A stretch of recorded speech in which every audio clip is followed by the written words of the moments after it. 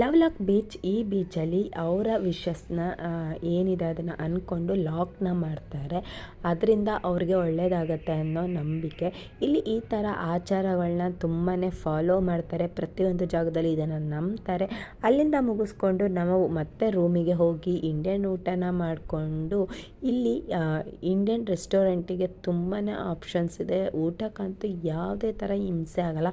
ಬೆಳಗ್ಗೆ ಹೊತ್ತು ಒಂದು ಸ್ವಲ್ಪ ತಿಂಡಿಗಷ್ಟೇ ಕಷ್ಟ ಆಯಿತು. ಬರೀ ಬ್ರೆಡ್, ಫ್ರೂಟ್ಸ್, ವೆಜಿಟೇಬಲ್ಸ್ ಅಷ್ಟೇ ಬಿಟ್ಟರೆ, ಇನ್ನು ನಮ್ಮ ರೂಮ್ ಎದುರುಗಡೆನೇ ಒಂದು ಮಸಾಜ್ ಸೆಂಟ್ರ್ ಇತ್ತು.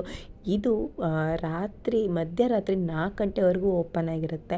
ಅವನನ್ನ ಮಲಗಿಸ್ಬಿಟ್ಟು ನಾನೀಗ ಮಸಾಜಿಗೆ ಬಂದಿದ್ದೀನಿ. ಮಸಾಜಿಗೆ 1 ಅವರ್ ಮಸಾಜಿಗೆ 3 ಲಕ್ಷ, ಅಂದರೆ ವಿಯೆಟ್ನಾಂ ಡಾಂಗ್ ಲೆಕ್ಕದಲ್ಲಿ 3 ಲಕ್ಷನ ನಾನು ಕೊಟ್ಟಿದ್ದೀನಿ. 1 ಅವರ್ ಮಸಾಜ್ ಮಾಡಿಸ್ಕೊಂಡ್ಮೇಲೆ ನನಗೆ ತುಂಬಾ ಖುಷಿ ಫೀಲ್ ಆಯಿತು. ಮೈ ಕೈ ನೋವೆಲ್ಲ ಹಾಯ್ ಅನ್ನಿಸ್ತು.